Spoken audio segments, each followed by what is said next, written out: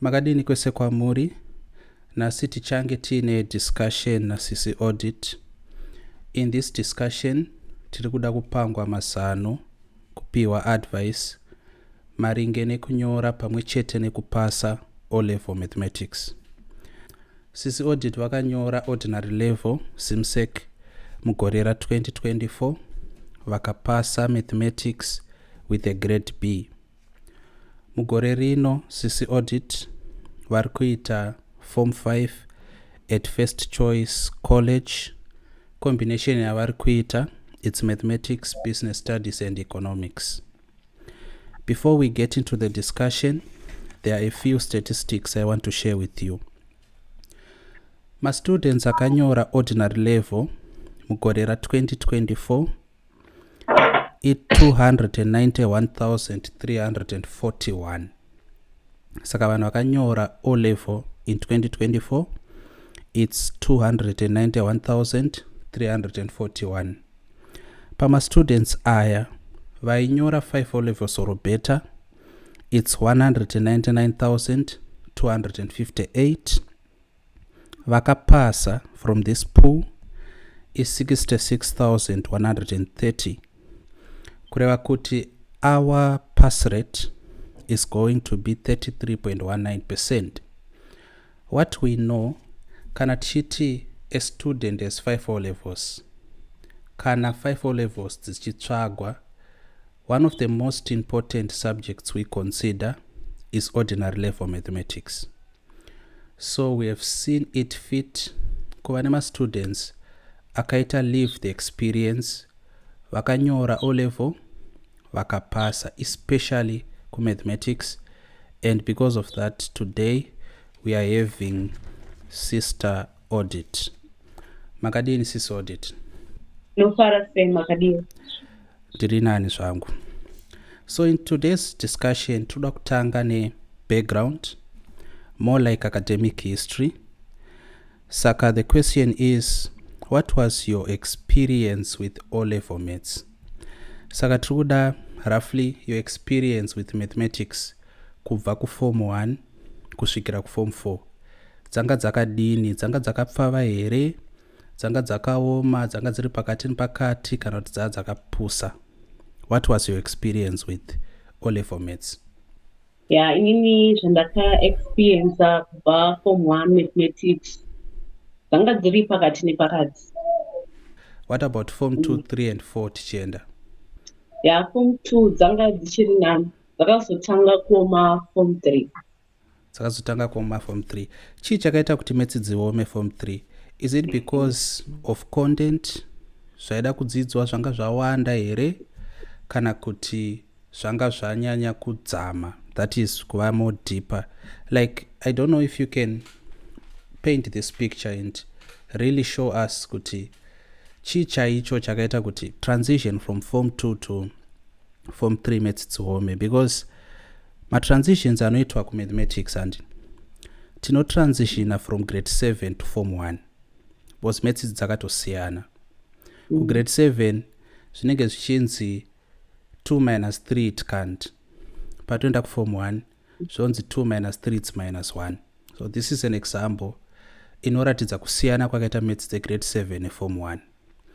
Then when we transition from form 2 to form 3, I don't know pachikoro pamaidzidza, but pandakaitira O level pa form 2 we wrote a certain exam raishandiswa kuti screener into either arts, commercials or sciences from form 2 to form 3.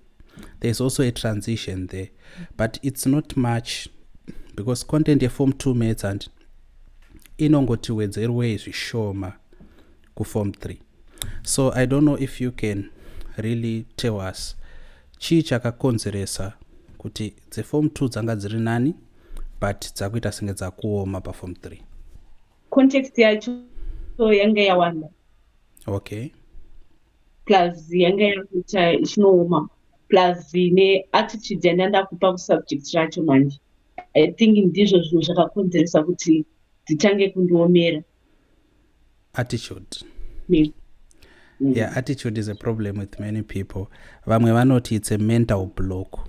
ukagara watozviudza kuti izvi handizvigoni, chokwadi zvinotongokuomerawo, you prove yourself right.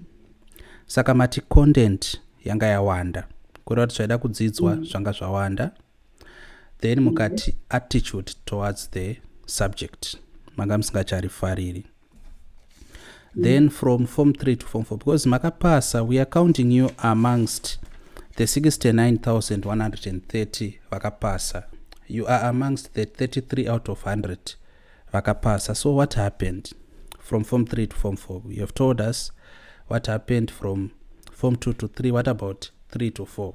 Like makazonopasa sei? That is where we want to go now. Alright. Sezvo ndataura nhau yeattitude pesubject plus neshamwari, tinoudzana kuti maths dzinoda padzidzo dzega, but ndakazozvirealiza kuti ayo maths ndikaita serious nadzo, uye maths ndaita dzokuverenga manotsi, anga ndisingaite dzokuweka. Ndakazotanga kuita serious nemaths second term yeform 4, towards tauda unonyora, ndopa ndakatanga kushandisa ma-question paper, because mama wangu anditi maths ndodzachinotoda chikumberi, mamwe ese aya nachi hana basa. Ndopa ndakatanga kuita serious nadzo maths. Second term tauda unonyora yeform 4, ndopa ndakatanga kuchishandisa ma-question paper, ndisingachaite sezvandaita mumashure kuti ndanga ndine attitude, ndanga ndazviudza kuti maths ndichazodzinyorera padzo dzega, but nekuda kwepressure ndaipiwa namama unzi maths ndodzachiri kuda pamberi. Okay, saka tinotenda mama vakaisa enough pressure dzikabuda maths. But you said something interesting, ndasingazvizive kuti kune vanhu vanotobelieve kuti I'm just going to write asi maths dzoda padzo dzega. Saka mukutoti kune vanhu maitoudzana seshamwari kuti maths dzoda padzo dzega. Was it a conversation? Kuti maths hatisi kudzinyora, todzinyora next day tapedza aya abuda zvakanaka, todzinyora padzo dzega. Vatoriko vakatodaro. Okay. Saka maita hatidzinyori, tozodzinyora padzo dzega. Okay, that's a first one, ndasingazvisiye. All right. Saka, thank you for telling us your experience. What we take most, kuti you were reading maths Senofe, you were reading my notes, and until you discovered that you need to do question papers, and you started question papers second term of your form 4, that is in 2024, and it. Saka, adding to kuita ma question paper, do you have any other study strategies you were using? How did you study mathematics? Did you have a special time, for example, of doing mathematics? Kuti maths ndodzita nguva yakati kusvika nguva yakati, like the how part. Like imagine yourself in 2024, it's a typical day in your second term, you want to study maths, how would you do it? Okay, zvandaita pasecond term, ndaona kuti ndakasara zvisingaiti, and chokwadi ndanga ndakasara kumaths, plus pressure yekunzi maths ndodziri kudiwa pamberi. So ndakaisa patimetable, tine matimetable atinogadzira sevana vechikoro ekuti tiverenge. So nguva yangu ndakaiwanzira kumaths, ndichiita maths, ndichishanda nema-question paper. Ndanga singachaiti zvokuverenga manotsi zvokuti unovhura bhuku wobata bhuku wotanga kungoverenga uchingoenda uchiita concept ndaibata ndisingazokwanisi kuzati concept. So ndakatanga kushandisa ma-question paper, ndaishandisa ma-past exam question paper paconcept. Zvaibatsira kuti ndikaverenga nditi manotsi aya ndakamboverenga ndichiverenga kudaro, ndikashandisa verenga pamaths hadzidi kuverenga. Zvandakaverenga ndikugona kuapply formula yacho through mukuweka kwandanga ndakuita.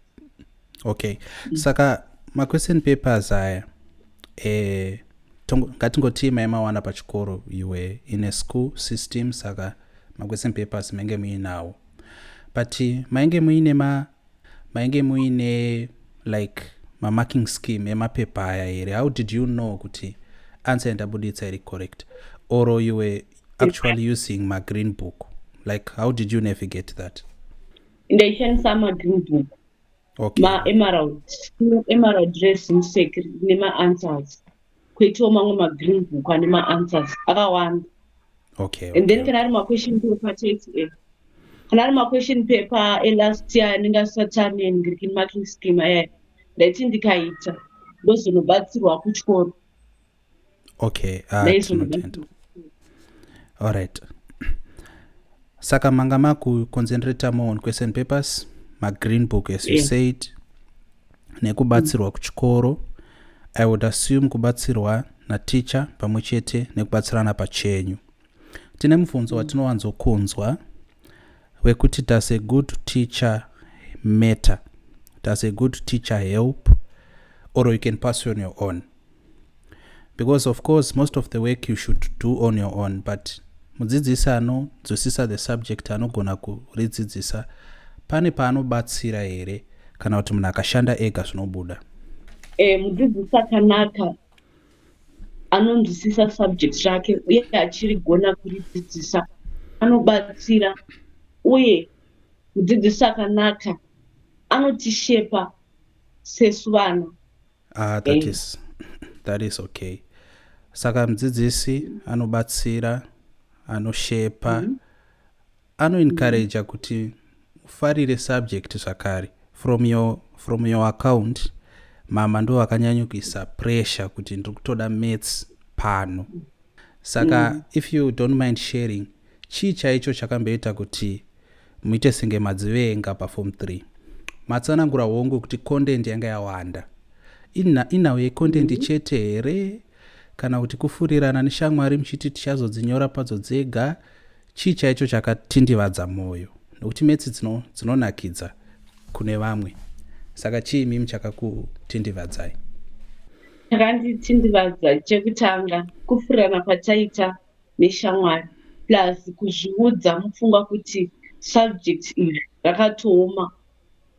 Uchinzwa kune vakuru vedu vakamboexperience vachikudza kuti maths hadziite, maths dzinotoda kunyorwa padzo dzega, maths dzakaoma. Saka izvozvozvo ndozvimwe zvakaita kuti nditi maths dzinotoda kunyorwa padzo dzega, nditi maths handikwanise kudzisimudza, nditi maths dzakaoma, izvozvozvo. Okay. Saka vakuru ava havadi kuteererwa, handiti vari kufurira? Vamwe vacho havadi kuteererwa. Okay. Asi mama vanoteererwa. Alright. Yeah, on this part we want to transition to common mistakes. I think from your account, or a common mistake yamakaita kuva ne-mental block, kuzviudza kuti zvinhu izvi handitozvigoni, then maita mental block, makabva maita zvakare reaffirmation, and kutova ne-click kana kuti kutova neshamwari dzinotokusimbisai kuti nevamwe vakuru vamataura dzinotokusimbisai kuti maths dzoda padzo dzega, tozodzinyora padzo dzega, tambopasa mamwe, maths hadzisimudzike, maths hadzidini. Saka I think kumastudents edu they should take inspiration kuti shamwari dzogona kutoinfluenza kuti usafarira subject, nekuti kana usingarifarire hazviite kuti uri pasi. I think it's common sense. Unofanirwa kuva ne a certain level of kufarira subject kuti uzokwanisa kuripasa. But tiri pama common mistakes, apart from amatotuudza kudhara, do you have other common mistakes amunodawo kunyevera kana kuti kuchenjedza mastudents, especially vari kunyora mugore rino, amakaitawo imimi? Mune here mamistakes amakaita amunoda kuudza mastudents kuti vamachenjerere, especially vari kunyora gore rino? Alright. Ini ngati ingava ripi zvaro subject, chinhu chinotanga kuparira subject tisati tatarisa nhau yekupasa, nhau yekupasa inozotevera hayo kuti subject iri ndada kushanda nesimba nenyaya yekuti ndoda kupasa, but chinotanga kutanga watorifarira iwe munhu, nekuti zvinobatsira.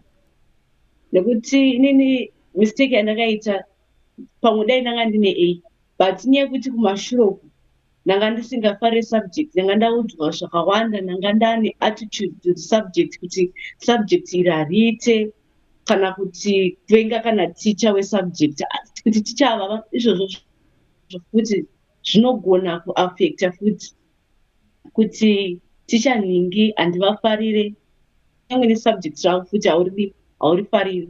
Ninge watova neattitude yekutoti kana raterm relesson iyoyo unogona kana kubhanga lesson racho, unogona kuita zvokuti subject iroro paunorinyora hauningiriri, hautombori pasi. Same ndo zvandakaita inini, ndo mamistake andakaita kuti ndakatanga ndisina interest musubject. Chinhu chandaifanira kutanga kuva neinterest kuti meti ndinotodzida, kunyange ndikafoira, kunyange ndikapasa, asi ndine interest nesubject iroro. Izvozvo zvinokumotivata, zvinomotivata kuve neinterest musubject. Kungorifarira chete zvinotokumotivata. Kupasa kunozoteera kana kufoira kunozoteera, asi watanga wava neinterest musubject. Yes, that's wonderful. Interest nesubject yakakosha. And taona madeterrence anogona kuaffecta interest, kusafarira mudzidzisi, kuteerera shamwari dziri kufurira zvisina kunaka, kuteerera vakuru vanenge vachifurira zvakare zvisina kunaka. Saka interest yakakosha, kufarira subject kwakakosha, ndiko kunozoita kuti chero wakushanda musubject iroro unonakirwawo nebasa racho, haizoiti senge slavery kana uchiita subject racho. Alright, saka zvese izvi kutanga pasecond term yeform 4 you started working nema-question papers. Mataura zvakare kuti nguva zhinji per day maiisa kumathematics, saka patimetable yamaidrafta maths ndo dzaitora nguva yakanyanyo kuwanda, nekuti zvinoitika pamasubjects aya, the moment yaunenge usingafariri subject, I have seen it manifesting kuti munhu anenge kana kuti student anenge aine weakness in a certain subject, but subject iroro ndo raanoita the least per day. Kureva kuti weakness iri kumaths, but maths anogona kungodzita 30 minutes pazuva, but strength yake iri kuhistory ndo dzaanoita 6 hours pazuva. That should not be. Subject rinokunetsa ndo raunofanirwa kuti apply the most effort mariri, then masubjects ari nani kwauri kana kuti auri the most comfortable, you just make sure kuti you maintain that kutira kuti paunonyora unozopasa. But zvese izvi zvaitika, we come to the exam day. We now want to discuss zuva ramakanyora racho chairo. How did you stay calm and confident? Kuvhunduka makakunda sei? Nekuti we have situations where vanatori better suited to pass, but vanotya, vanovhunduka, vanopanika, votadza kunyora zvakanaka. Saka pakuvhunduka apa makapaita sei the actual examination day? Kuvhunduka kunotiwanikwa, but ini ndakazongozvibatsira ne-positive mind yekuti chinhu ichi tochiita. Kuvhunduka kunotiwanikwa, kafiye kanotiwanikwa muexam. Usati watononyora, uchitori murodhi kuenda kunonyora, unenge utori nekutya kwaunenge unako, but ukangova ne-positive mind kuti chinhu ichi ndochiita uye hapana chakambooma, I think zvinobatsira. Yes, so a positive mind. Vamwe vanotaura ma-positive affirmations, kuzviudza kuti ndinozvigona, I worked hard, God is going to reward my work, etc. Because kupanika might seem to be moot, might seem to be chinhu chisina basa, but it affects a lot of students. whilst you are writing again, you might encounter difficult questions. And of course, kunyangwe uchita maths utori nematopics aunoziva kuti probability it's a lot difficult for me. So how did you handle difficult questions during the writing? Matopinda matanga kunyora, you calmed yourself down. There are many exercises anoita vanhu to make sure they are calm. Most of the people, they will pray before they write to make sure they are calmer. Some will meditate, some will take deep and long breaths. It depends on the person and the belief system again, to make sure you are calm.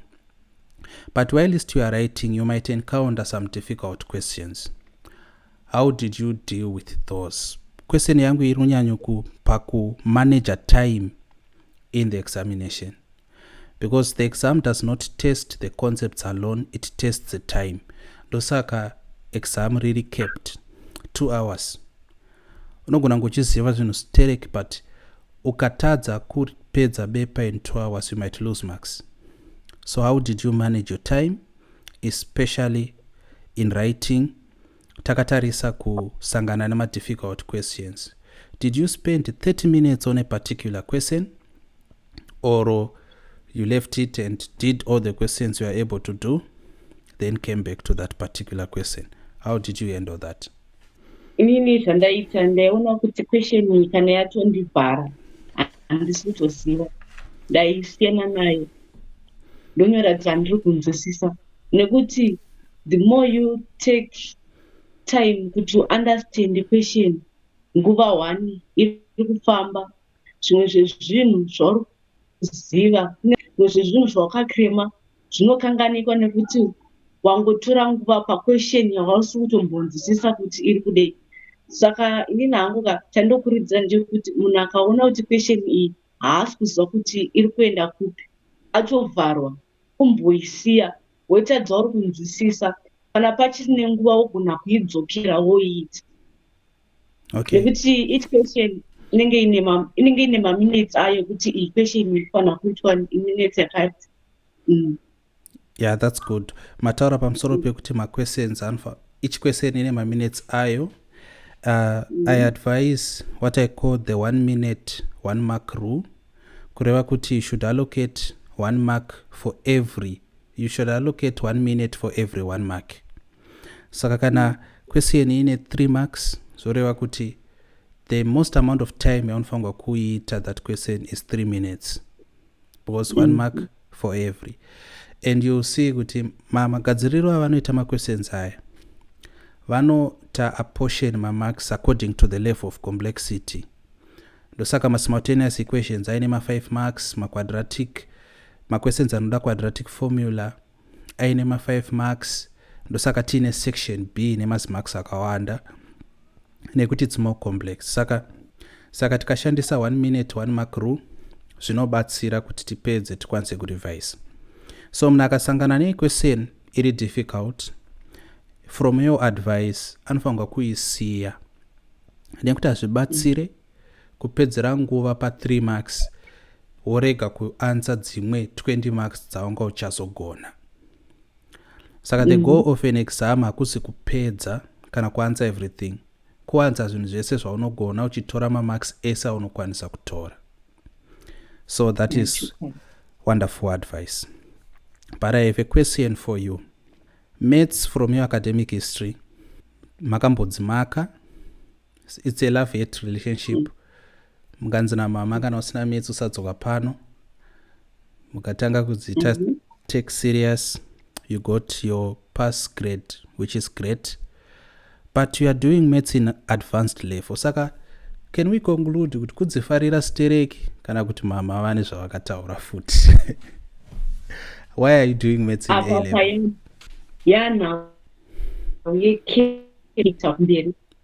Okay, so you are now concentrated on your career prospects kumberi. Plus the interest yavamo. Interest yavamo, that's beautiful. But now iripo yakanyanya inawo career. Career, it's wonderful. But I would I would be damned if I don't ask. What do you wish to study in university in 2 years' time? I want to do data analysis. Data analysis, okay. So for data analysis, you should be starting computer science. I would encourage you self-study a computer language called Python. I'll tell you more. Okay. And you should also really be good in statistics. Saka statistics ne-computer science ndizo zvinhu zviri kudata analytics or kudata science. But pure maths dzinokubatsirai nekukupai a way of thinking. Maths zvadzakakoshera kunyange zvimwe zvinhu zvacho usingazozviapply literally. Like I don't think if you are not an engineer, you would ever differentiate anything in your life. But knowing how to differentiate, knowing how to do calculus gives you a way of thinking inobatsira in problem solving. So mathematics is very good, business studies and also economics, a wonderful combination indeed.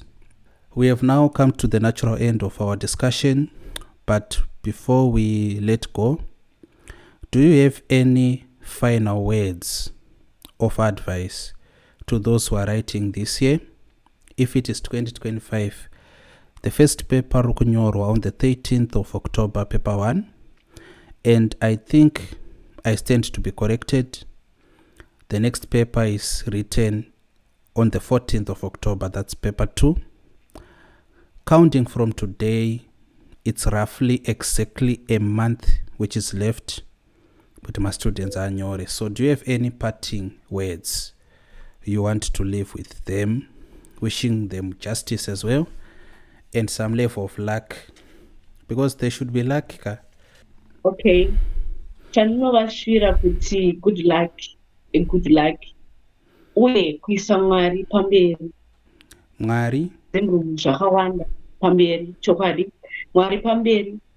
Zvinoitika muexam room zvakawanda uye vanomaka mapepa edu kunyanya Mwari anoda kuiswa pamberi. Hama dzangu, tingaweke zvemumetsi tingadzinzwisise, asi pane kamwe kamhepo so karipo kanoda kuti tinamati.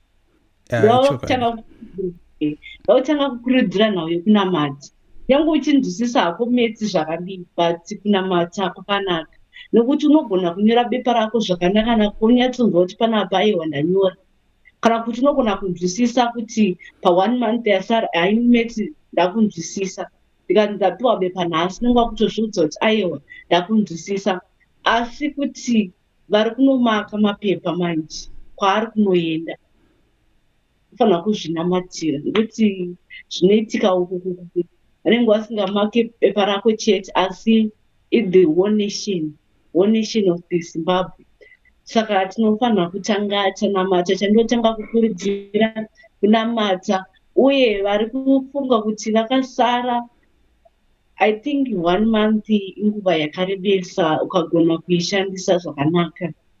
Yakakurisa zvisingaiti, ikashandiswa nemunhu anoziva zvaanoita. Unogona kuchinja D kuita C, unogona kuchinja C kuita B, unogona kuchinja B roro kuita A, kana kubva kuU chaiko chaiko kuenda kuC, ukagona kushandisa nguva iyoyo zvakanaka. Yes, thank you for your wise words. Saka kunamata tinonzwa nyaya dzimwe ndedzemukwaedza, vamwe zvinhu zviminananana inongoitika pakunyora ipapapa. Saka vanhu ngavanamate uye vanhu ngavasati nguva yapera, nekuti chinoshamisa ndechekuti paper 1 2 hours if I remember well, paper 2 2 hours.